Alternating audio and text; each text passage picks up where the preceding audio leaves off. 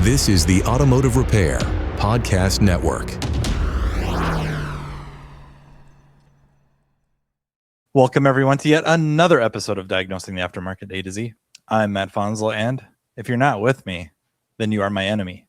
That and more after a word from our sponsors, Pico Technology and Autel.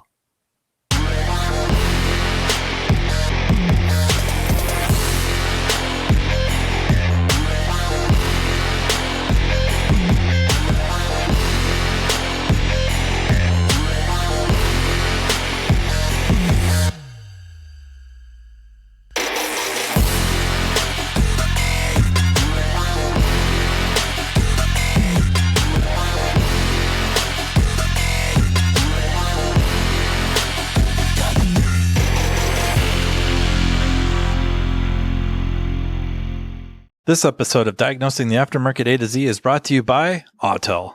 Autel is a global developer and manufacturer of award-winning professional automotive diagnostic tools and service equipment, trusted by technicians, educators, and shop owners across North America. With diagnostics at their core, Autel's real-world solutions support repair workflows ranging from full-system vehicle diagnostics to servicing the most advanced automotive technologies. What sets Autel North America apart is the team behind the tools. Dedicated experts across sales, training, and technical support, each bringing deep, hands-on experience supporting professional technicians. When questions arise, you're working with people who understand the vehicles, the procedures, and the real-world demands of modern repair. Whether diagnosing complex drivability concerns, servicing TPMS systems, validating repairs, or working with ADAS and advanced safety technologies, Autel tools are engineered to support accurate, efficient repairs in strict accordance with OEM procedures and standards. To learn more about Autel and their diagnostic solutions, visit autel.com, AUTEL.com. Ever feel like you've got to play politics just to get fed? One guy gets the gravy, you get the garbage, and then the ad says, "Great culture." Independent Wrench Jobs is a new, tech-only community to help you find better independent shops. Fair dispatch, steady work, real leadership, no games. Start with the free salary survey for your city, shop-by-shop pay, perks, and benefits before you waste another interview. And if you're applying now, use Autotech Resume Pro to generate a resume and shop-specific cover letter in about 2 minutes. Built by Technician Find, serving the industry since 2017. Join free at independentwrenchjobs.com. All right, well, I'd like to welcome back to the podcast our number one requested guest, Margaret Light, a licensed marriage and family therapist and also the president of Equilibrium Therapy Services here in Minnesota. And you cover Wisconsin, and you've thus expanded beyond the double state area. I mean, Minnesota and Wisconsin, whatever we call that. Yeah. I didn't know if you made it up to Canada or Iowa. They need a lot of help down there. There's this guy. There's a guy. There's always a guy. He's a friend. Well, he was. Now maybe he's not anymore, but we were friends. Until you told him he needed therapy. Well, he's just finding out now if he's listening. But well, thank you for having me back. Of course. I'm happy you still come on, even though you put up with so much of my stuff. Well, it's okay. We're working on it. We're trying a new thing where I exert less effort, so everyone might be really disappointed. Take a page out of my book. Right. Yeah. If you can't beat them, you join them. And so we're going to try that today. It's working like gangbusters. But yeah, Minnesota, the last couple months has had some excitement, if you will, with some federal agencies. Mm-hmm. And what really drove me to really want to sit down with you and talk about this is that there's no way we can put the politics part aside, but without necessarily choosing one side or the other, which in my mind right away is kind of sickening, one side or the other. Mm-hmm. I was just kind of blown away by how differently people and right or wrong, good or bad, view and process the same event almost 180 degrees differently. I'm not scared to talk about anything in depth or my thoughts on it. I guess that's not what I'm trying to avoid. But also, how somebody saw that was usually closely related to their ideologies, specifically political ideologies. And it blows my mind. And then a couple of the conversations I would get involved with, and I'm probably guilty of being somewhat generalized and overgeneralized in as a whole. And I don't want to say overgeneralized as in general. I feel like I try to take into account a lot and as much as I can, and things get fuzzy then. And I don't mean fuzzy so much out of focus, but it starts getting homogenized to me. And making certain comments or posting responses to people, regardless of their political leanings or how they viewed that video, viewed my responses as against them, even though I would argue many of the times I was agreeing with them. Mm-hmm. It's disheartening, it's disappointing, it's frustrating, and it's stuff we see day in and day out before all this happened, but it just got really ramped up after these events with ICE and really the Border Patrol. So CBP, that's where we really started to see a lot of this bubble up again. Mm-hmm. Minnesota's had a few of these events in the past too, as well as the country in general. So Right. in a way, nothing new, but I just felt like it's a good reason to sit down with you again. Another tragedy. So then we get to sit down and talk about it. That's usually when people seek therapists out, right? Yeah. I mean, people don't come find us when they're happy, unfortunately. But yeah, I mean, as an article I read said, Minnesota has sort of become the center of the universe here this winter, or the center of everything. And I think, like, you're hardly alone, right? We are not alone in kind of sitting in this place of really observing how reactive people have become to one another, right? So not even just to the situations and to the violence that we've watched happen here, but to each other, right? And that's more than just strangers on the internet. That's family members, that's friends, that's loved ones, that's people cutting each other off, that's right, like major disagreements, that's people ending marriages. And so it's this really complicated topic.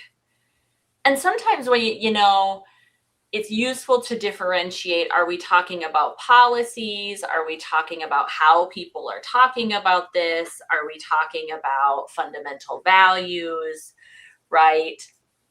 And so it's a tricky space of, yes, right, two people watch the same video and have very different reactions, and why is that? Yep. Right?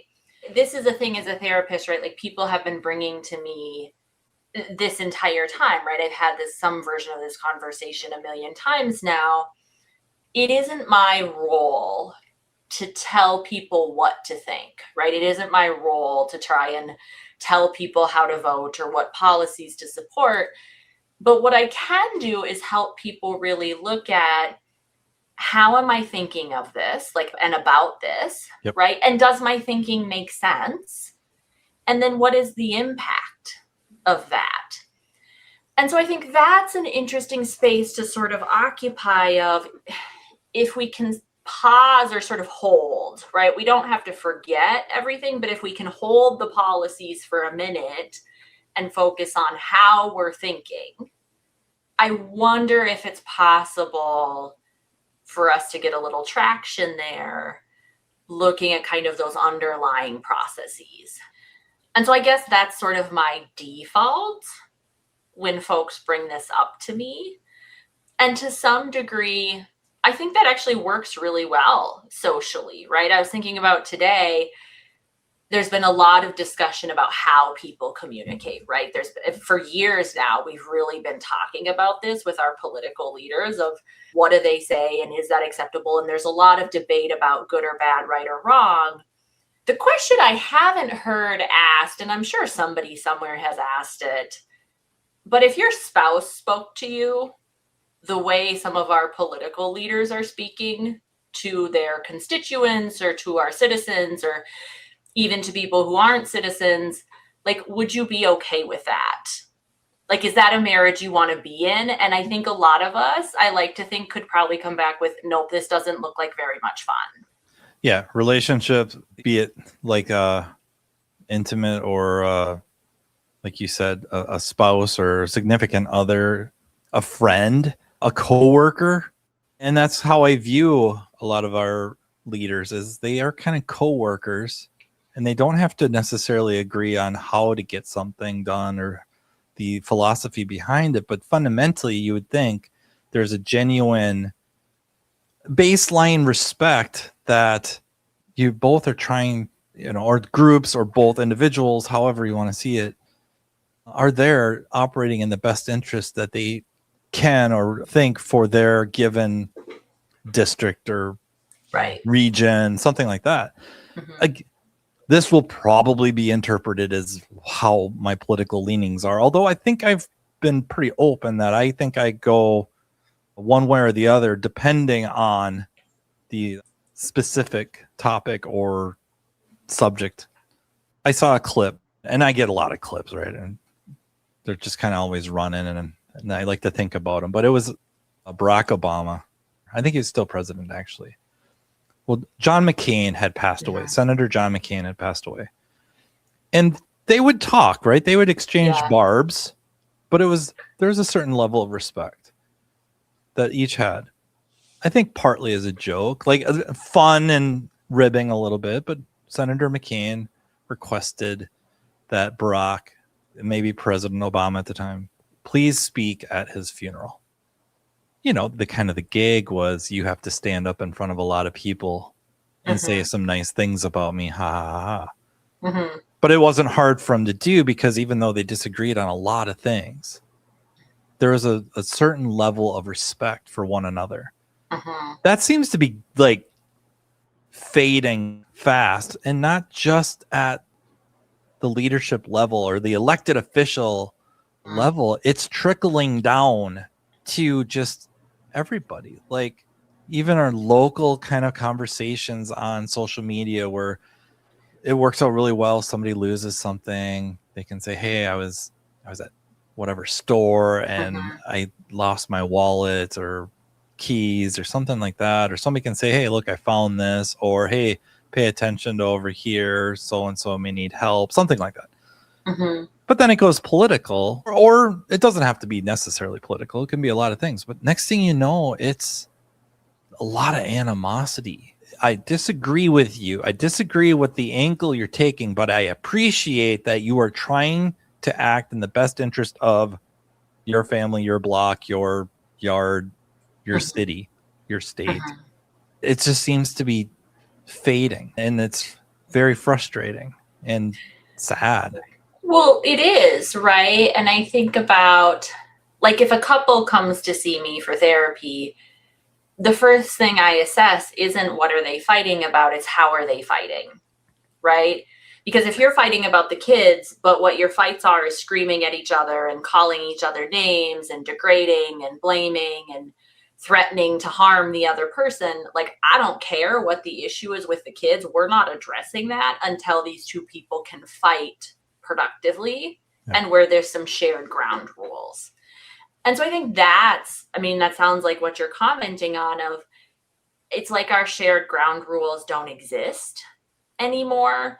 And when ground rules disappear, it gets really hard to give each other the benefit of the doubt, right? It gets hard to kind of hang in there, like with each other, and be like, okay, this is how I'm interpreting that. Is that what you're trying to say to me? Because I'm hearing this and like I'm having a reaction to it, right? And there's almost, this is just my perception of it, it almost feels to me like there's been this sort of like romanticization or idealization of language that's cruel, right? And so I think about a thing I do a lot with folks professionally is there's this question of, okay, so what do you hope will happen when you say that? And anytime someone gives me, well, I don't know, or nothing, my automatic thought, I don't always say it, but the automatic thought is, okay, so then why are you saying it? right? What is the goal of this?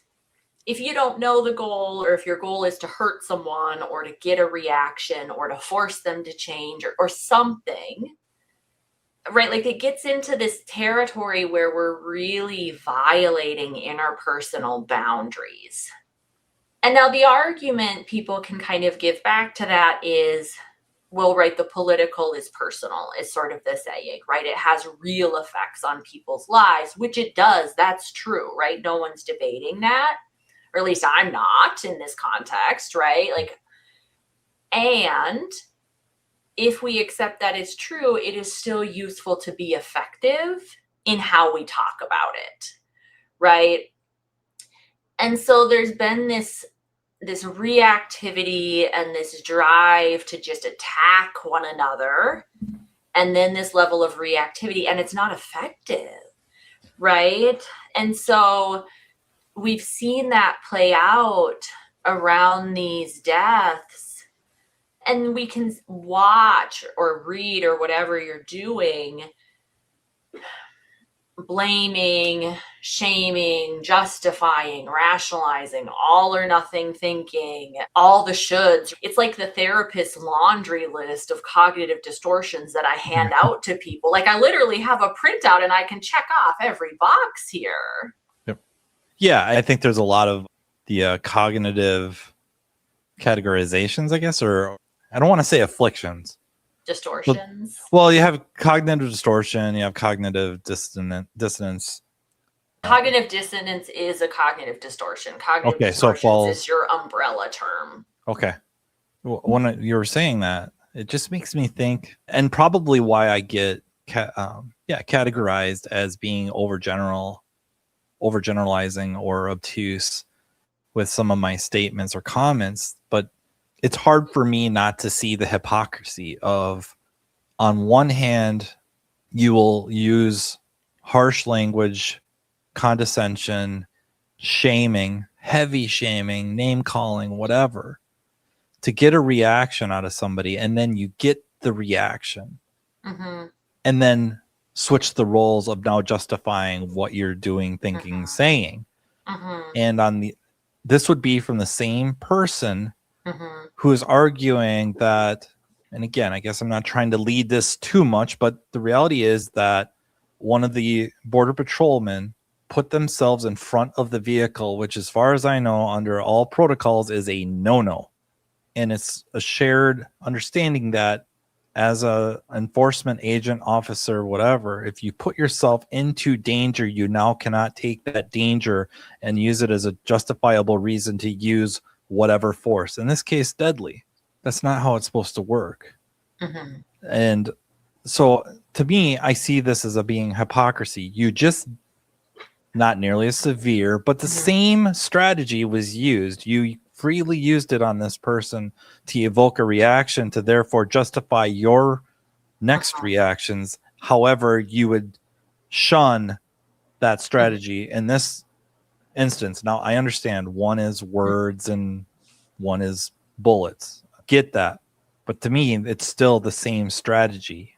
And now it's not that you're against the strategy, you're just against how severe the result was. And I feel like that breaks your position. I feel like that undermines everything. And I find that to be a distortion. And maybe it's my distortion, and I feel like I'm open to having that pointed out because I want to know it so I can address it in my own head.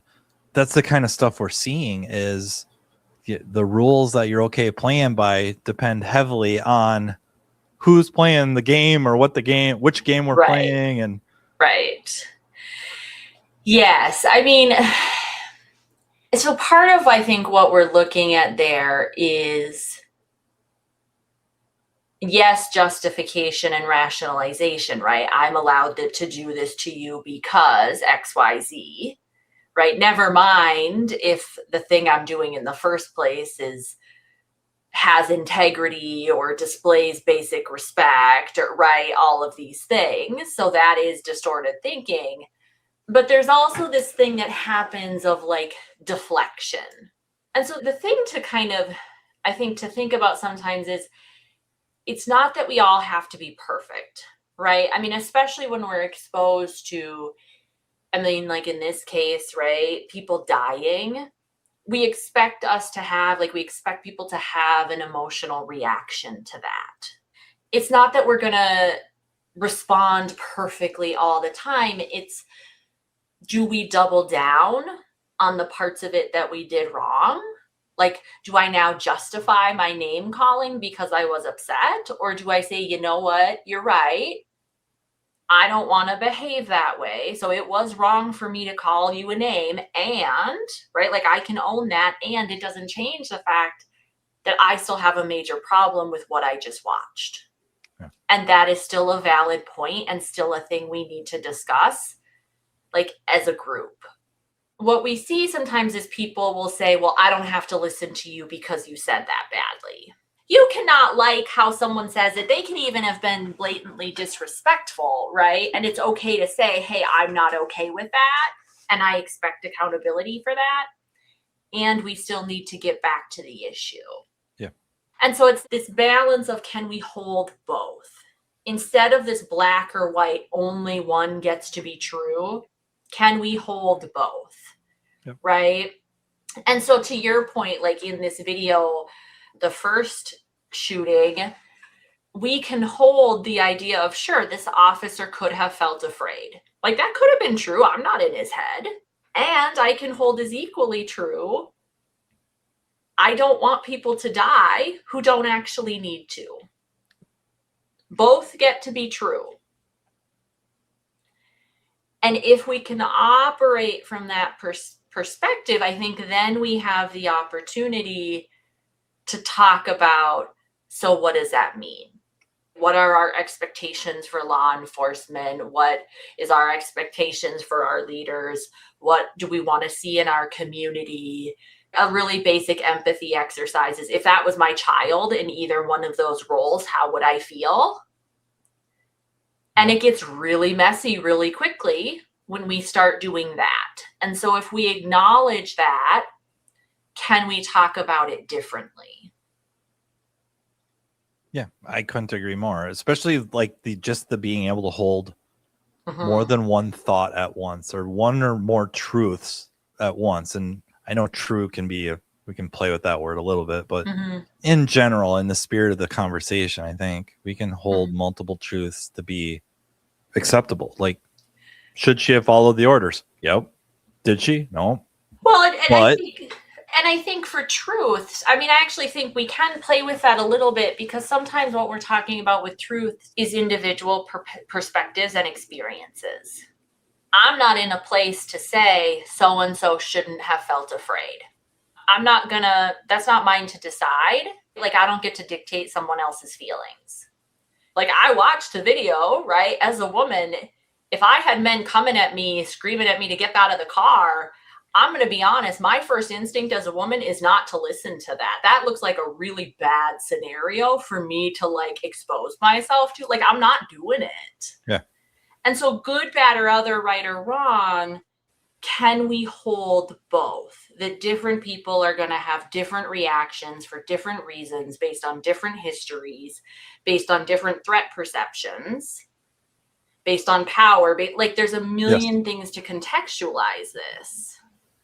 And even should is a cognitive distortion, because we're passing a judgment on someone else. I was going to kind of say that.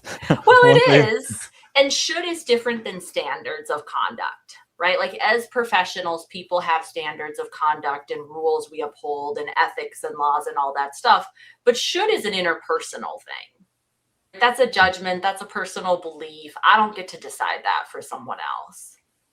The piece that's been interesting is, I think some of the discussion about professional conduct or expectations gets lost in all of the back and forth and argument and entrenchment and defensiveness. And we don't even seem to have that discussion.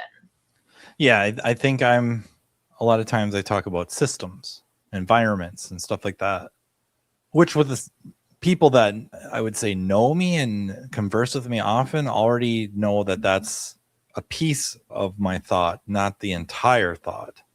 That, again, can we hold multiple thoughts at once or multiple truths at once? That one, there's a clear system flaw. There's a flaw in protocol or training or whatever, that the system is not functioning the way it needs to work.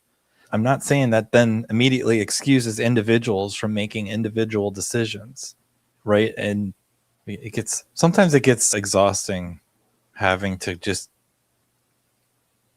try to help people, give you the latitude to have layers to your thoughts or positions. Like, okay, just because I said that doesn't omit this, but these both can be true. And if one isn't fixed, like, you can remove the individual, deal with them. However, the system will virtually guarantee a similar situation will arise. I think when you're like, if we think about having these discussions online or with friends or with family or with whoever, there is a level of skill in being able to even agree or be explicit about, like, what are we talking about and why?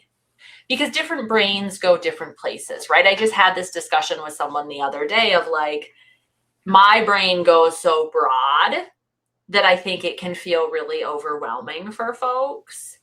Even being able to know our own tendencies, right? So if someone wants to talk about this, okay, like, so what is the goal of that discussion? Are we wanting to talk about this specific incident? Are we wanting to talk about the systemic and, like, contextual factors here? Are we wanting to talk about our emotional reactions to it? Am I wanting support around this? Am I afraid? Like, what is the goal of this discussion? Because I do think there's a thing that happens where a topic gets brought up, but nobody clarifies why. And so we can be having 2 or 3 or 4 very different conversations where then the responses don't make sense to us, or they feel misattuned or off in some way because no one has said, wait. Yeah. I'm sure many of the listeners are wondering, how the heck does this relate to the shop? Or I think it absolutely relates to us as individuals, right? It's how we operate, starting with confirmation bias all the way through just cognitive distortion. I think understanding even conceptually the mechanics of these things help you interact at work, where you also have similar situations of seeing the same exact thing differently. I'm not talking about like waveforms and scan data. I'm talking about situations and perspectives. Like, management, the owner, can see an incident one way, and it's that way. And someone else in the back who maybe wasn't involved sees it from a completely different, they see it completely differently. And then whoever's involved, I think if everyone involved in that kind of is aware of the mechanics of those things, they can better reach or probably maintain their relationships, rather than it immediately be starting to become us versus them. Or I think, in management terms, they'd say silos would go up. I'm not sure what the therapy walls, I don't know, what would immediately go up. And I don't know. I'm not saying the walls is the right term. I don't know. That I just feel like this does translate, that understanding our biases, and specifically in this case, cognitive distortions, is really important, be it amongst colleagues or clients at the front counter. Like, this translates directly. They're universal concepts. And so it doesn't matter if we're talking about business or personal or politics or whatever, cognitive distortions show up everywhere, right? How we talk to one another, the boundaries we use, our relational skills. We don't actually get to compartmentalize those into only one area of life. And truthfully, right, if you have really great relational skills at work and then you drop all those the minute you walk in the door at home, we would actually call that a problem. Like, if you're not generalizing those things, like, that's an issue. And I heard this in a training and it always stuck with me. You do what you practice. And so if what you practice in your online consumption is really intense emotional reactions and responding to people impulsively and engaging in contempt, odds are you're going to do that in other places too. Like, we don't actually get to separate that from everything else. It's going to slip into our thinking. It's going to slip into how we think about our coworkers. It's going to slip into how then we talk to our coworkers. And so it does, because you do what you practice. So if that's what you're practicing, you're going to start doing it other places.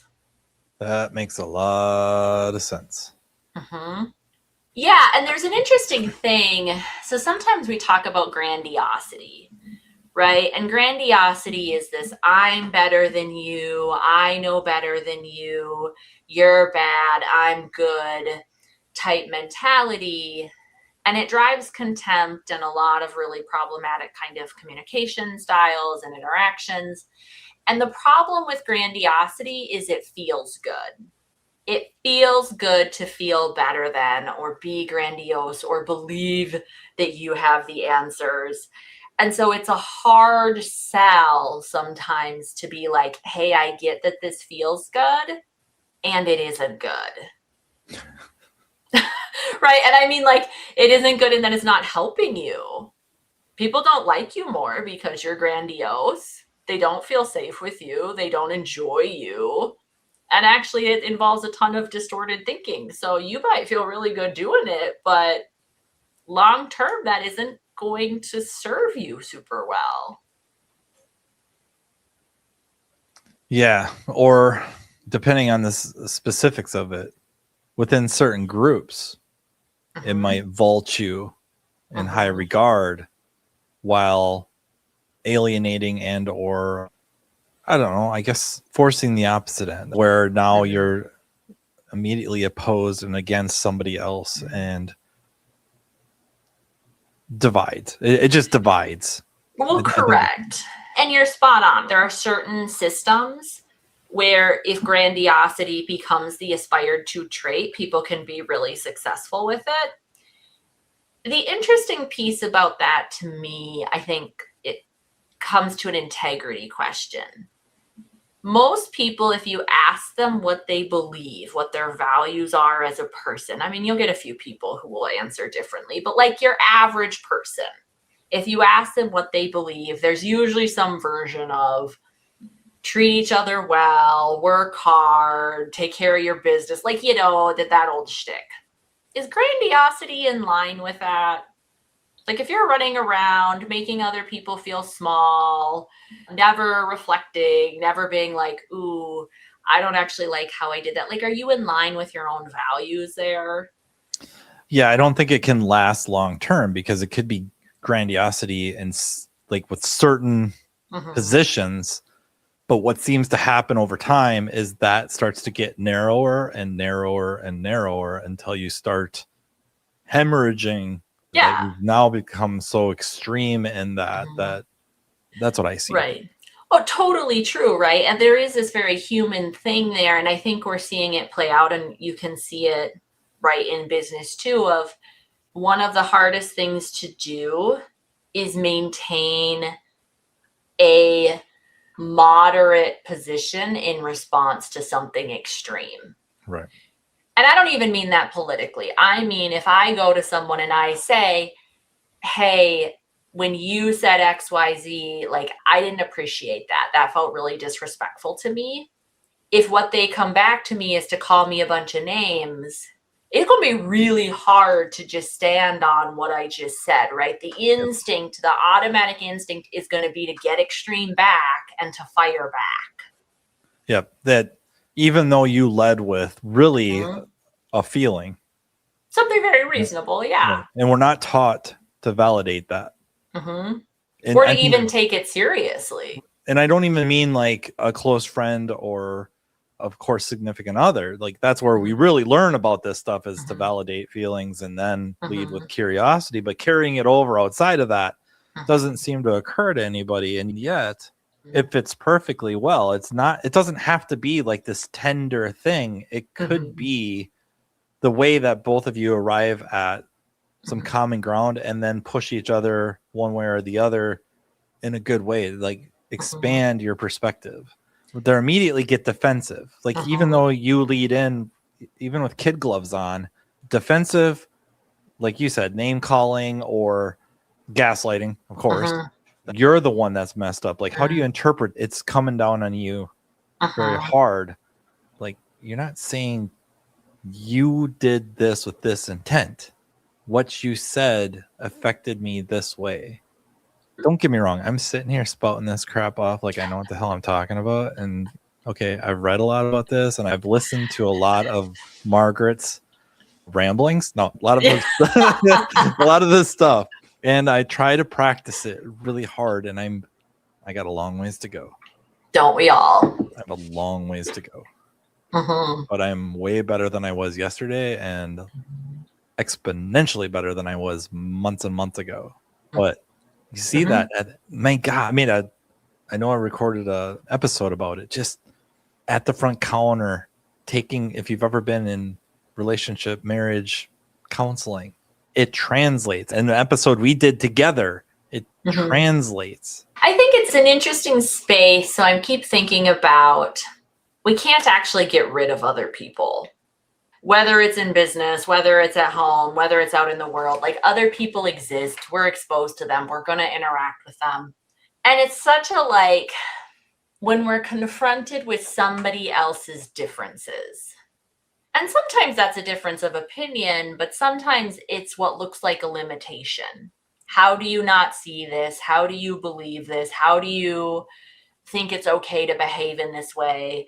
With, I think this is the classic, like, manager employee. Like, how do they not know how to do this? Well, they don't.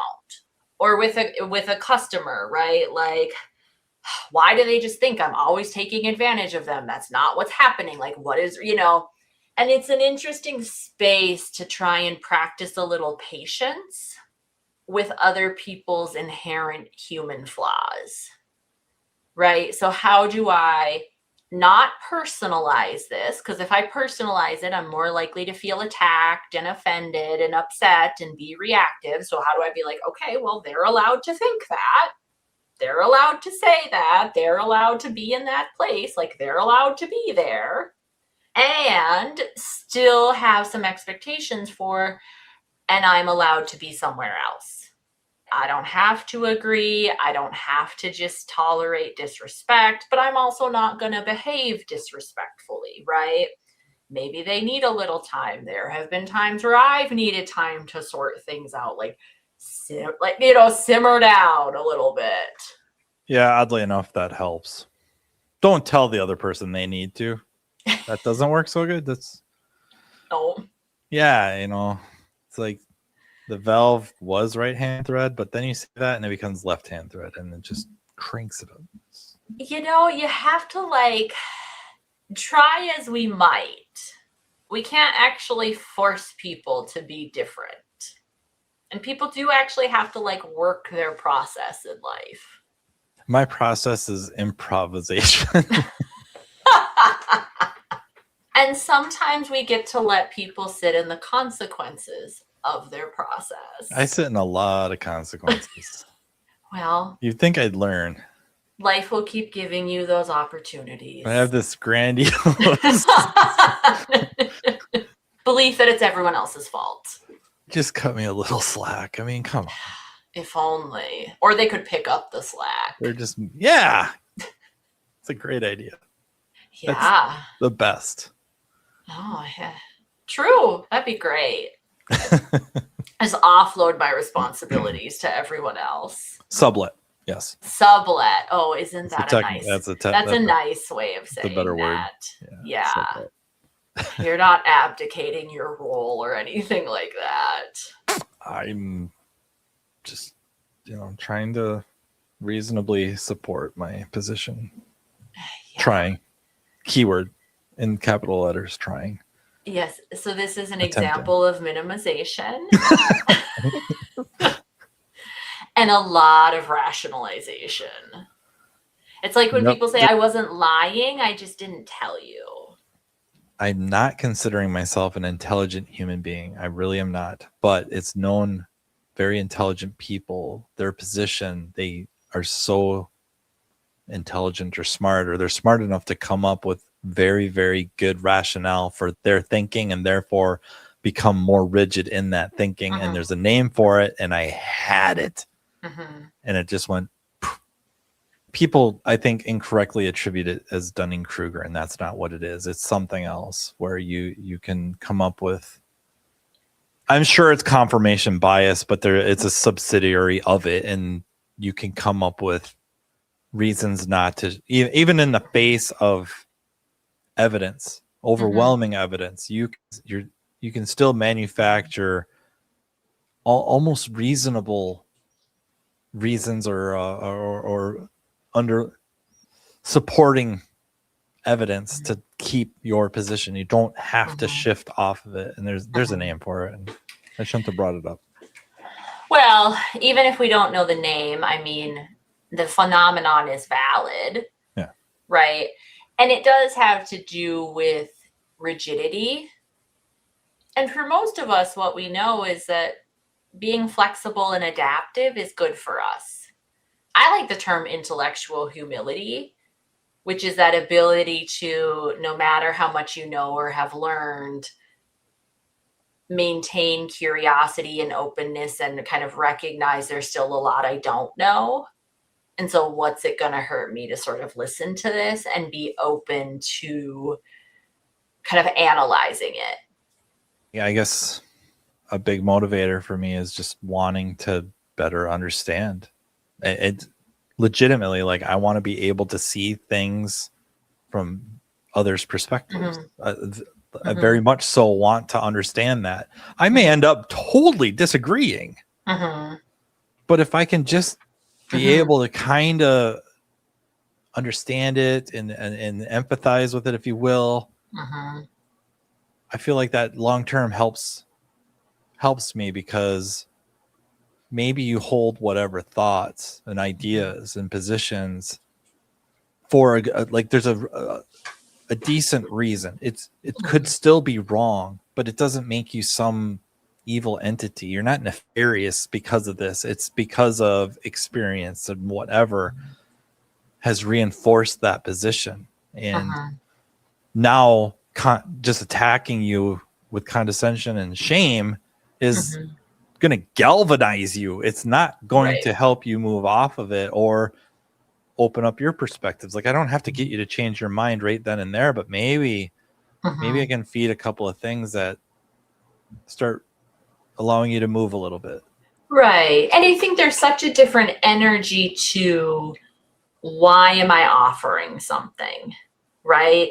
Like, we can sense or kind of read, if I just believe you're a bad person and wrong, the energy that I come at you with is going to be very different than like, hey, have you thought about this? Or, hey, I'm worried about this. Or, hey, like, food for thought. People hardly ever respond well to sort of being bashed in the head with something. There's an interesting exercise of, have you ever really truly tried to understand another person's perspective and withheld your own, right? Like, hold all of your experiences to the side, and can you just track how someone else got to where they got to? Might make sense, might not be what you would do, but can you even entertain it?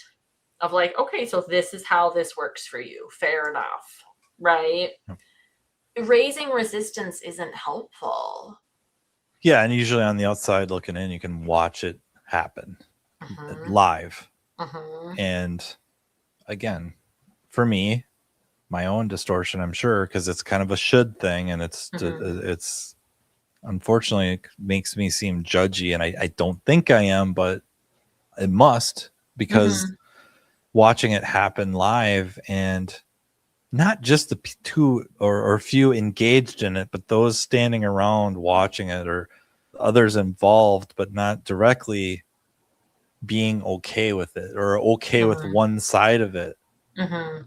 That is very disappointing. It's very frustrating to me to watch that and see that, and it's hard for me to wrap my head around it. And like what you're talking about, trying to see perspectives like that. I think, one, I'd like to know how things work, but I also got there in a very, I feel it probably from a left field reason. I know it's out there. Are you familiar with Dr. Richard Feynman? He's a late physicist. He won a Nobel Peace Prize for physics. No, I was thinking of someone else. Yeah, I don't know if you watched the documentary on the Challenger. He was the one who essentially figured out why the Challenger exploded with the O-rings. And he went in front of the board. And even though they were threatening to ruin him, he went through with it and explained what happened. Anyways, unrelated to that, same person. He would challenge himself to try to figure out, like, Einstein came up with special relativity, those equations, that thought, that idea. So he would try to do the same thing. Like, can I arrive at that? And even though he may or may not have agreed with certain things, he wanted to know if he could put himself in your shoes and arrive at that conclusion the same way, and look around from that perspective for a while, and then back out and can now, from where I'm at, can I get there using the stuff that I subscribe to? And if I can't, which one is broken? Yeah. And very much open to the fact that his could be very broken, that being quantum electrodynamics. But that, learning about that was a very big motivating factor for that efforts on my part. Right. I mean, I do think, right, perspective taking, testing our own thought processes. It's so easy to focus on other people and like proving or disproving them. And it's a totally different process to really look at ourselves and push ourselves and to really assess our own role in things, way of thinking about things. Do I have the skill set to even entertain someone else, like, in their way of being? And can I separate the two? Can I not feel threatened by the fact that somebody else is different in this way? And there's an interesting differentiation point too of, where do you end and I begin? And in some ways that's very, very clear. And in other ways it's less clear. Can we even get a little comfortable being uncomfortable with that, right? Like, if you see it one way or you arrive there in one way, can I tolerate sort of entertaining that? And that's kind of the secret sauce. It helps. The moral of the episode. It helps, right? And I think it also helps us maintain control of ourselves, right? So if we are confronted with something we find particularly egregious or upsetting or violating, we can speak about that, right? We can talk about that. We can take action based on that and still behave in ways that are aligned with our own integrity. It's just so many directions to go. If you had one of them caps on me and were just watching, I'd probably just see this explosion of activity. EEG. It's a lot of options. Yeah. So many interest points. It's not even so much what you find egregious. It might be what somebody finds egregious. So like going with the client perspective is, it could be a warranty concern where you just had my vehicle, you just did this work, and now this is happening. This has happened again. It's doing the same thing. And our perspective is it's not doing the same thing. Their perspective is it is. And they find you saying it isn't and they saying it is absolutely agree. Like, they're totally, now the emotions are through the roof. There's a lot of fear, right? And being able to, being on the other end of that, the customer service perspective, being able to pump the brakes. And I don't even know if absorb is the right word. I just didn't want to say reflect or deflect, because I think both are fundamentally bad when we're talking about it technically. I don't know if absorbing is the right word either, but can you accept that without personalizing it? and cutting Right. them some slack with, they're scared that they've just spent a lot of money with me and I'm going to take more of their money because I did something to the car, or I'm incompetent, or every bad news magazine story about evil mechanics is now right there. They're living it. It may not be true. Right. Well, I think you have to get a buzzer under my seat. I think there's this thing of like, the trap people fall into is just making the same statements back and forth to each other, right?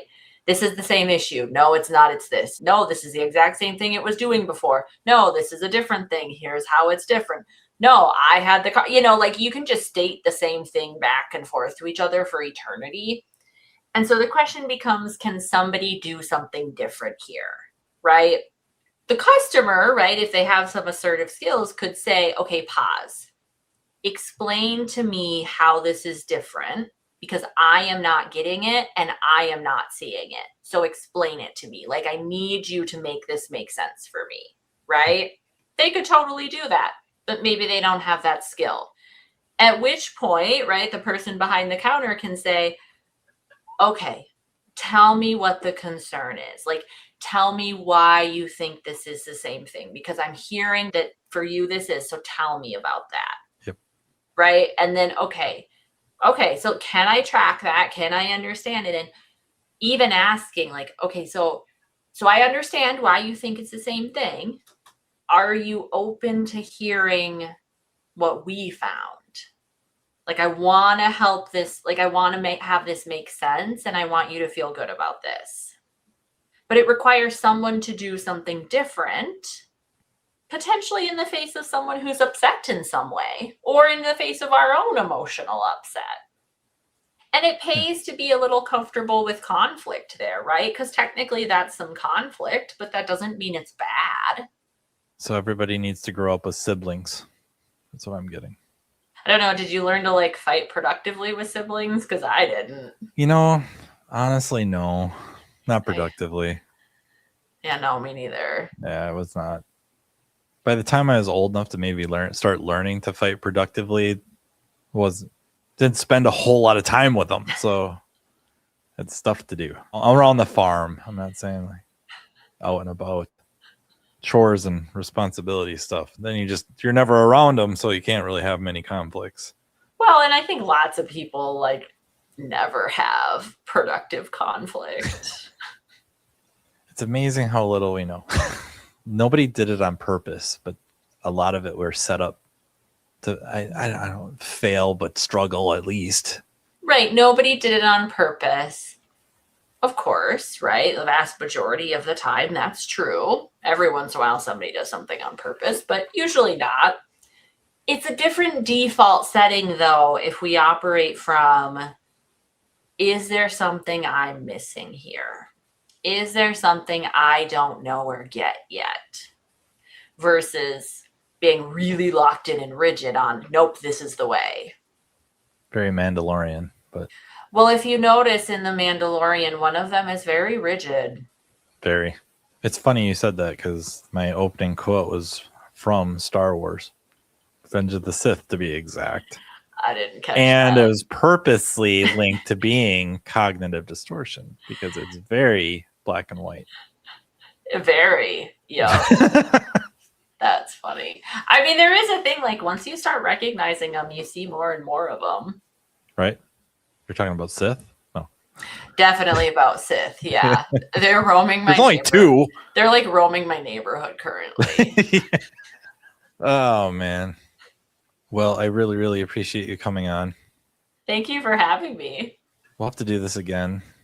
I have so many ideas for stuff to talk about with this stuff. Like, not this specifically, but just psychology, mental health. Like, it's very, very interesting to me, and also just falls in line with how things work, why people work the way they work, function the way they function, why one may do this and may do that, and vice versa. And I'm not even, trying to talk about diving into just the details of their existence, but just these mechanisms that, when we say confirmation bias, like that is a monstrous umbrella term. And yet we all fall under it, and just the variations of it and the branches of it. Like it's just this system of its own. I guess I just find it fascinating. It's just fascinating that I know some of his credibility has been challenged over the years with many things, but still there was something that resonated with me with Dr. Brett Weinstein and his wife, Heather Hang, talking about, with their backgrounds in psychology and their backgrounds in evolutionary biology, that you would think they would be able to handle conflict between each other the best way possible. And yet there are times where it's like this stages, and they know they're in whatever stage, and yet they have to follow it. I just find that I just find that fascinating. And we don't ever get to be not human, right? Like I'm working on it. Good luck. I'm working on a synthetic body and uploading just kidding. I mean, you can try, but AI has its own set of issues. Putting any of this there. Don't get me going on AI. God darn it. People use that term so loosely. All they're talking about are large language models. Ugh. Find me any tech that is free from any of this. Well, thank you again. This is Margaret Light. She is a licensed marriage and family therapist, also the president, CEO, all those terms, czar of Equilibrium Therapy Services. So if you are in Minnesota, Wisconsin, and are looking for somebody to help you with your blind spots, like I kind of hate that, or I don't hate, but I find it troubling that most people, when they suggest going to therapy or seeking therapy, that you are broken, you're effed up, you need help. But all of us need help with toolkits we were never given, never shown, and help pointing out our blind spots. And Margaret is one of the very best at it. So yeah, if you're in the Minnesota, Wisconsin area seeking somebody to help with that, give her a call or message, or I don't know, however you want to be contacted. Postcard. Any of the above. Guy writing. Fine. Take out an ad. I mean, desperately seeking therapists. I mean, I'm pretty responsive, so anything works. Thank you for having me again. Thank you to our sponsors, and thank you to the Automotive Repair Podcast Network, even Tracy. Especially Tracy. You birds of a feather, I'm telling you. No. Thank you again for listening, and if you have ideas or suggestions for the podcast, please don't hesitate to reach out. You can email me at mattfonslopodcast@gmail.com. And until next time, take care. You've been listening to Diagnosing the Aftermarket A to Z with Matt Fonslow on the Automotive Repair Podcast Network. Download our exclusive podcast app at automotiverepairpodcastnetwork.com, because the best conversations in the industry start here. Want Matt to cover a specific topic? Check the show notes for his email. Your input matters.